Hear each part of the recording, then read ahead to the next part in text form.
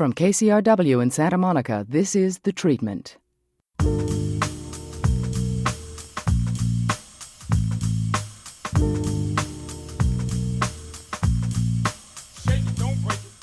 Welcome to The Treatment. I'm Elvis Mitchell. You can also hear the show at KCRW.com.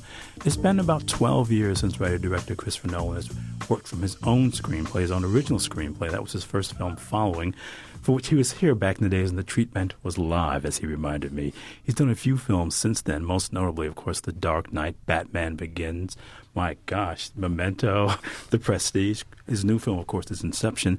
Again, an original as writer-director. Chris, first of all, welcome back. Thank you. The movies are so much about, especially the things you write, about people who have an idea of themselves that they push onto the world, and they sort of encounter people's reactions to that, kind of like they're living out their alter egos. And this is a movie that's kind of different in that it's about people diving into somebody else's alter ego a little bit, or that perception of themselves they force onto the world.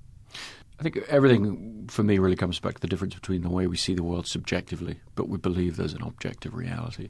So even the way we see ourselves, for example. And I've always liked genres and stories, the crime genre, the film noir and everything, that embrace that idea and kind of use that as a jumping-off point for stories where you're in the maze with the characters, kind of making the wrong turns and everything. I think stories that are too objective, where you're hovering above the maze, watching people make the wrong turns, are a little frustrating. I like to be down in there with the person, really embracing the subjectivity of the storytelling. Because I think cinema, particularly, it's a great medium for exploring subjectivity, exploring the way you can get lost in your own perception of the world and your place in the world. But I just found myself so fascinating just getting ready for this, watching all the films again, and that sense of one person really trying to force his perception of himself onto the world. I mean, it's a really willful... Certainly true of Batman. Yeah, exactly. But it even goes back to that sort of cat and mouse in Following, and certainly in Memento as well. He's trying to force this perception of himself as being, to some extent, the last honest man looking for answers.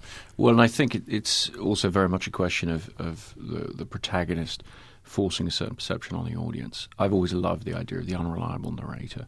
I've always loved this feeling of going through a story with a protagonist that you're gradually finding out more and more about, finding out that there's more to this person, and perhaps they're not quite as heroic as they might have seemed at a point, testing the characters really and trying to kind of unravel the protagonist. Those are films I've always been very interested in. I certainly talked a lot to Leonardo DiCaprio when we got into this about Vertigo, which is a great favourite of both of ours, because the Jimmy Stewart character in Vertigo, there's just this wonderful way you have of trusting him at the beginning and really trusting, not just in an ethical sense, but also in competence. You trust his competence. You trust that he knows what's going on around him. And then gradually through that film, you're realizing there's more to it than that. But Jimmy Stewart, being this great actor and this great movie star, he never quite loses your sympathy. He tests that relationship with the audience. But you go with him, even as you're finding out all kinds of crazy things about the way he sees the world. Having a character who embodies a sense of certainty is a very comfortable way of starting off a movie. But I like films that then really start to call into question the relationship between the audience and the protagonist. For me, that question and answer that the protagonist almost always poses is almost a bit of a MacGuffin, because it almost becomes immaterial halfway into the story. What they think they want is something very different than what the movie turns out to be about. Overall, I mean, I'm really just a big fan of mystery. And the thing of mystery, the thing of having a mysterious protagonist in some way, having questions about their story, questions they're asking, but also questions the other characters around them are asking. You definitely want to reach a point in the story, or I do anyway when I'm watching a movie. I want to reach a point where the question I thought I was going to get the answer to, or the question I thought was being asked, is actually a little different to the one that is really going to power the second half of the film. Because I think the thing with mystery is you need to set up a series of questions for the audience. You need to set up a series of things they're trying to follow and trying to answer. But you're also going to need to surprise people. You're going to need to have it be more than what they could imagine. It's The Treatment. I'm talking to writer-director Christopher Nolan about his new film, Inception. Since we're talking around Inception a little bit, I'm going to ask you if you can sort of give the audience a précis, without giving too much away, of what Inception is about. Sure. Well, Inception is about a team of operatives called extractors, and they're led by Leonardo DiCaprio. And they have a technology that enables them to share a dream. And the abuse of that technology they commit is to bring somebody into a dream without that person knowing they're in a dream, and use that process to access the subconscious. They could steal information from them, ideas, secrets, what have you. The actual premise of Inception is based around the idea of inverting that and saying, okay, what if you could use that technology to plant the seed of an idea, incept, the seed of an idea into somebody's subconscious so that it would grow and change their behavior and so forth. So basically it's an action-adventure story really set in the mind, set in the subconscious. It's so funny you use the word inversion because the visual tableau are often inverted at midpoint. You come up with a visual correlative to that thing you're talking about. Well, certainly we try to come up with a very strong relationship between the visual side of the film, the photography of the design of the film, and what's going on with the ideas of the film, and indeed with the action as well. I really love big-scale Hollywood blockbusters. I love action movies. But for me to get really excited about the action of film, there has to be a really strong relationship between the characters and the ideas of the film and what form that action takes. So with Inception, because you're dealing with a series of actions, a series of sort of exciting things going on that are actually taking place literally within the subconscious of one of the characters, you're really able to create an incredibly definite and concrete link between the ideas of the film, or the characteristics of the person involved, and what's going on with the action. And that seemed to me to be an exciting way to recontextualize some of the ideas of the action film. Like with Memento, for example, one of the things we really tried to do was recontextualize some of the tropes of film noir. The handgun in the drawer, the guy tied up in the closet, these kind of film noir visuals, by inverting the whole structure of the thing and trying to put the audience in the mind of Guy Pearce's character. We tried to refresh that set of imagery for the audience, have them look at it in a fresh way. And with Inception, we really tried to do that with action, with a ski chase or a big train crash or a gunfight, these kind of things. To me, what you often do in sort of narrative terms is use emotional intensity as a way to reboot the film and sort of confound audience expectations. As you talked about that, I almost flash immediately back to The Prestige, where that happens almost all the time. And I wonder if that's for you a challenge, so people don't. You talk about trying to establish a feeling of comfort at the outset, and then just continually pulling the rug out from under audiences. And I wonder if that's a challenge you set up for yourself. Well, in a way, that is the challenge, because you keep trying to surprise people. But obviously, if you do it in too specific a way, when you talk about pulling the rug, for example, with Inception, we're very careful to try not to do that much in the film. There's a few times in the first act, really, where we do that for, almost expositional effect, to try and help people understand the nature of the world they're in. But beyond that, the film takes a heist movie structure. And the thing about the heist movie is it's really the only genre in which exposition is entertainment. That bit of the movie where we tell everybody, okay, this is how the rules of the world work. This is where we're going to take it. This is what we're going to do. That's actually part of the entertainment. And so with a world like the one in Inception, which is hopefully something people feel they haven't seen before, and you're needing to do a lot of explanation of rules and showing them the boundaries of the world and how things work in it. The heist movie really seemed the only way to get that across. It's The Treatment. I'm talking to writer-director Christopher Nolan about his new film, Inception. You can also hear the show at KCRW.com. I think there's as much in your movies an emotional narrative as there is, strictly speaking, a plot turn, and you sometimes have those across purposes. Yeah, I think the emotion of the story is something that's become more and more important to me as I've made films. When I look back at Memento, for example, I think it was a film where I was extremely fortunate to collaborate with an actor, Guy Pearce, who would play the emotional truth of the character, because I think that my primary interest in that project at the time was in the construction of it, in the mechanics of it. I think I was very into that. And of course what Guy was able to do is he was able to open up the emotional side of the story. And what I realized in retrospect is that is what worked for the audience. That's what invested the audience in the film. But also that's what invested me in it. That's what kept me interested in it over the period of time, long period of time. We have to finish a film and stay passionate about it and everything.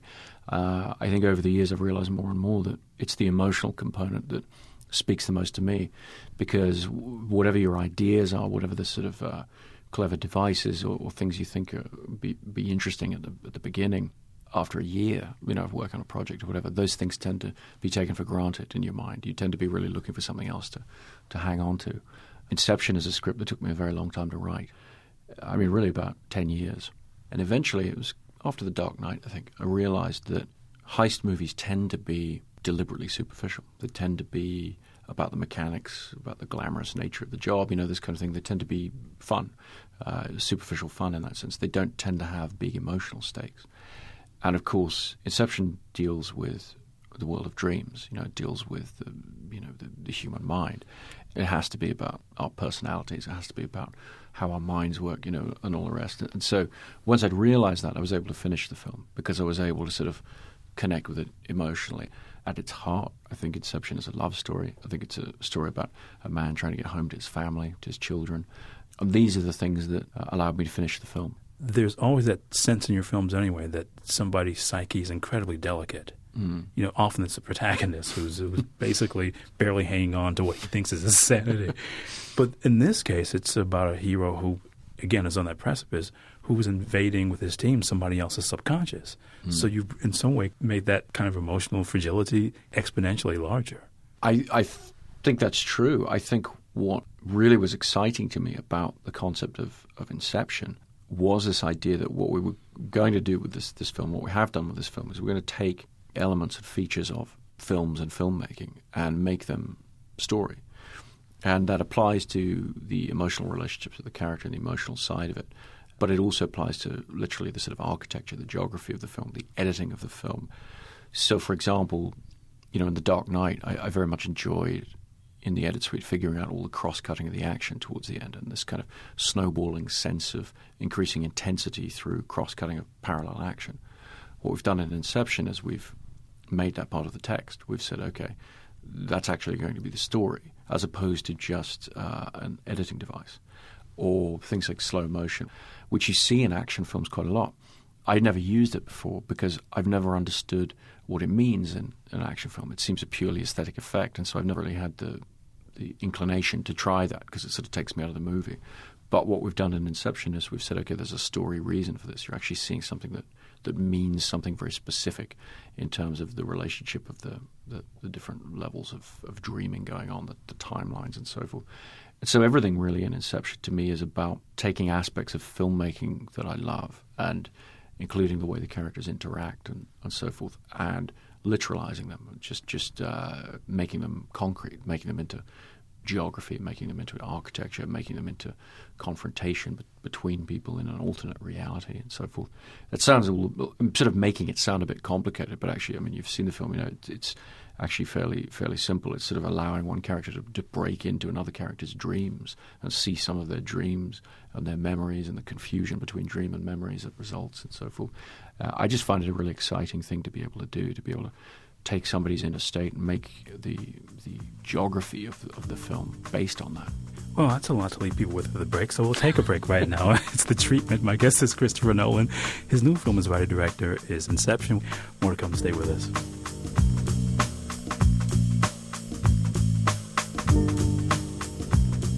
You're listening to The Treatment with Elvis Mitchell from the studios of KCRW Santa Monica.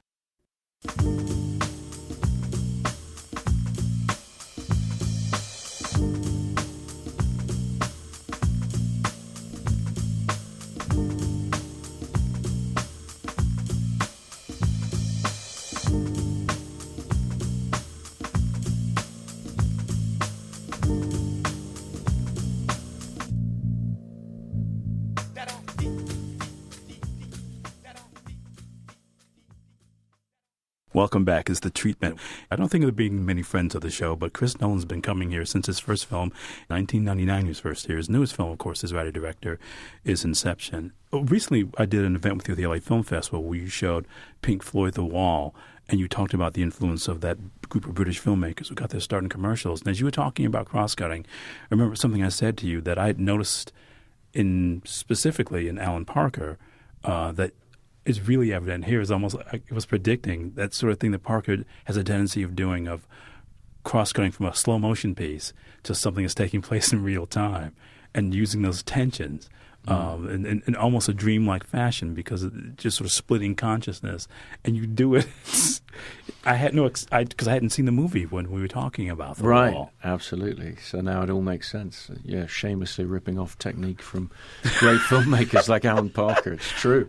I was talking to Ridley Scott after he saw the film. I said, "Well, I'm very embarrassed by all the things I've been ripping off of yours in this film." But I think, in truth, when you look at the exciting editing of Nicholas Roeg's films, for example, and then you've got Alan Parker doing it, I think, in a slightly more mainstream way. And a way to make it more compelling rather than a way to sort of add mystery, which is what Roeg wanted to do. He wanted to keep us off guard, off balance. Exactly, and keep the rhythm of the film eternally, off balance, and always keep the viewer on the back foot. I think Parker used it more for communication, more for direct communication.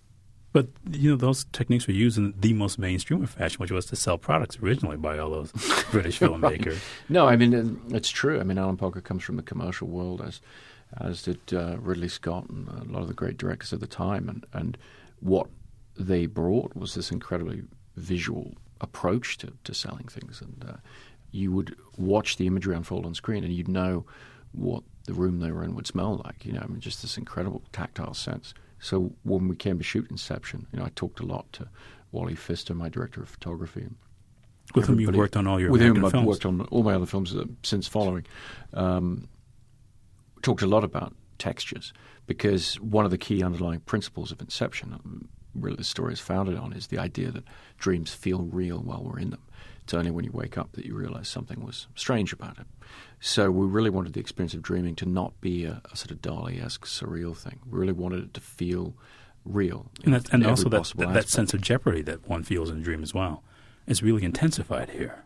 Well, I think it is. I mean, hopefully it is, because the idea is, if you believe in the concrete nature of the dream, if you believe it as reality or physical reality, even as something impossible is happening, if it still feels in some sense possible, physically possible, concrete, then the danger that exists, so the danger that you can be hurt, you can be hurt or killed or whatever, these things mean something still. It's The Treatment. I'm talking to writer-director Chris Nolan about his new film, Inception. You can hear the show at KCRW.com. And something I brought up to you that evening after we showed The Wall is that you mentioned you saw the film on TV as a kid, which means you had to impute a lot into it because the images were so unclear in those days. You think back to what TV was like before cable even. Seeing a movie like that, probably panned and scanned with some snow or some kind of visual deterrent, it means you had to really lean in and pay attention and probably add in things that maybe weren't even there. As you're watching it, creating your own version of the film in some ways. That might be true to an extent, but also I think the photography in the film is so striking. I think really great cinematography tends to transcend the inadequacies of the medium it's translated into. Another film that I came to that I greatly value, that I came to on video first, was Blade Runner.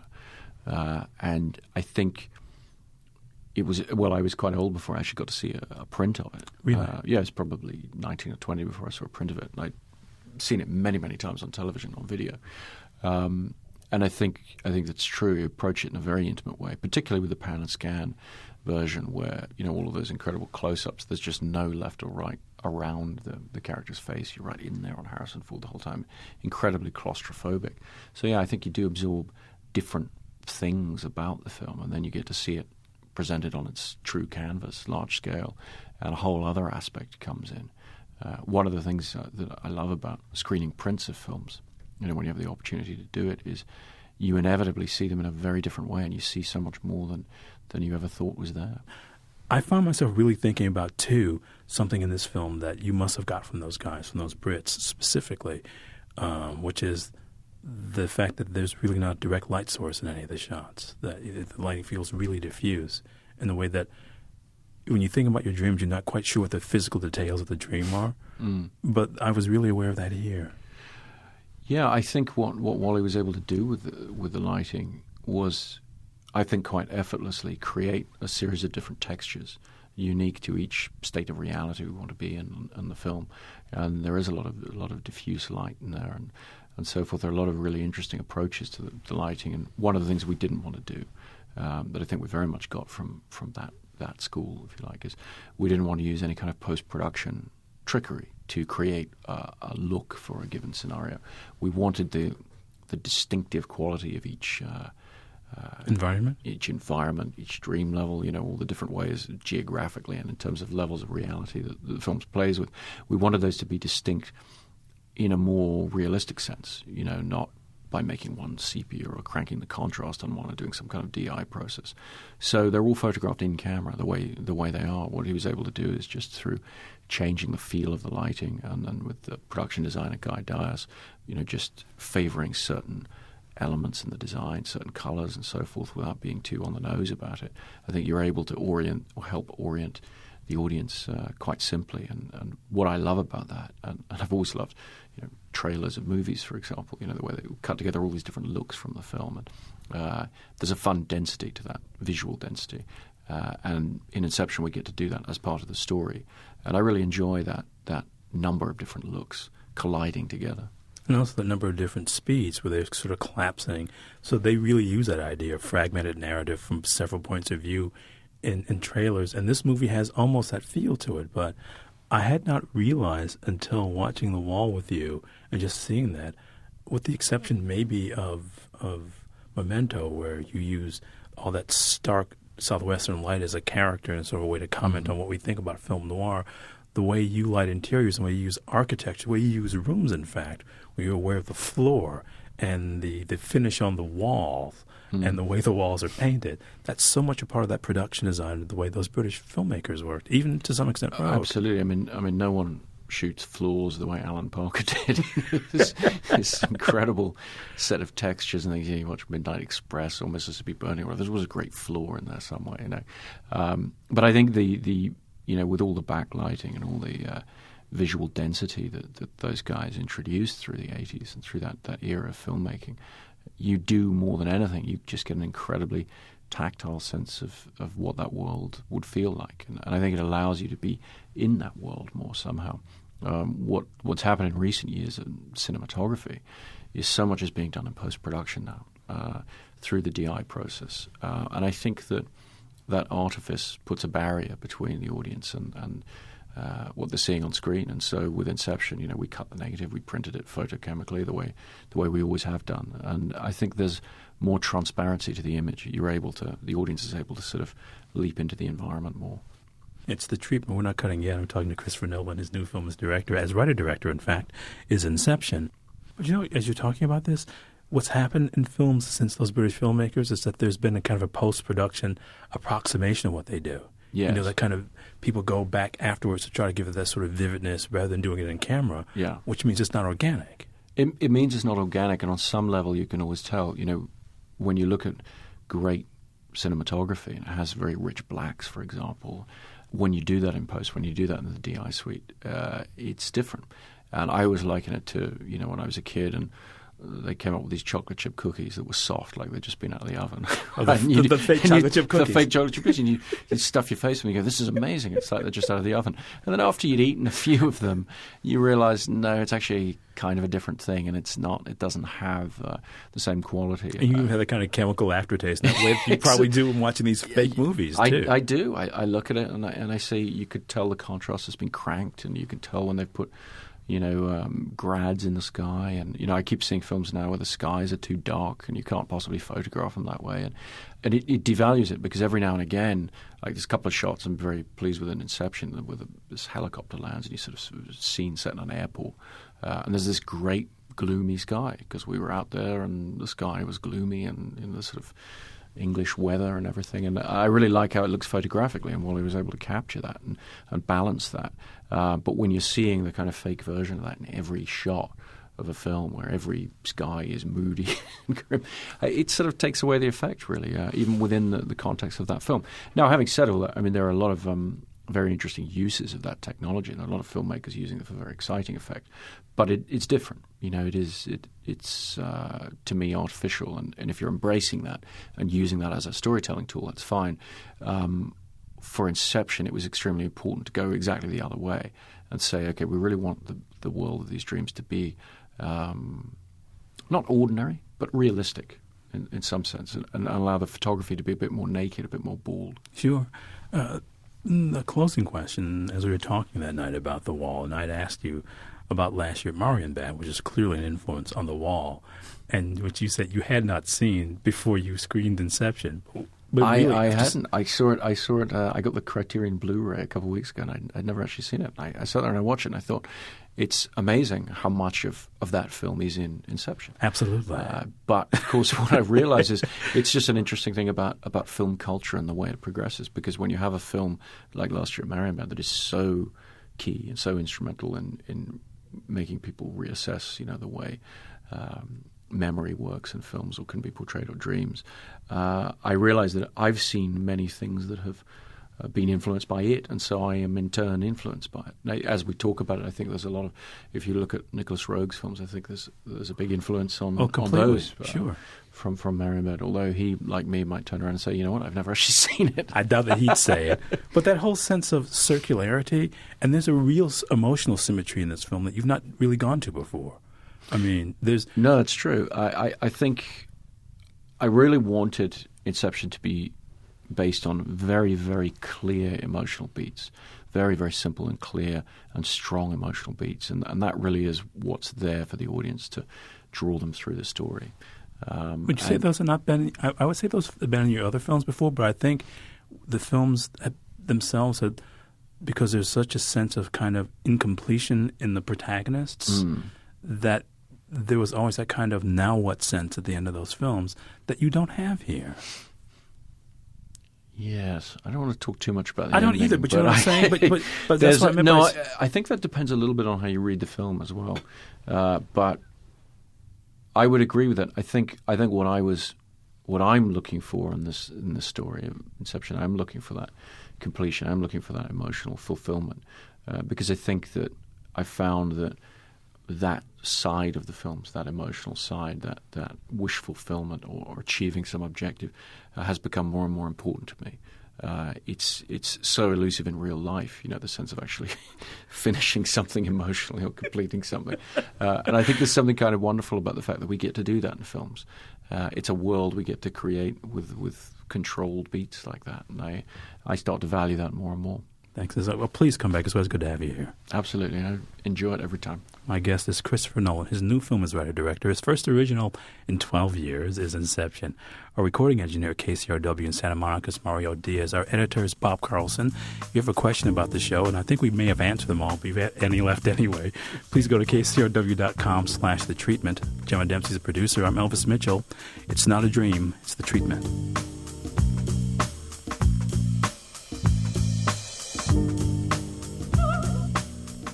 An audio archive of this and other programs can be found at kcrw.com. The Treatment is produced and distributed by KCRW Santa Monica.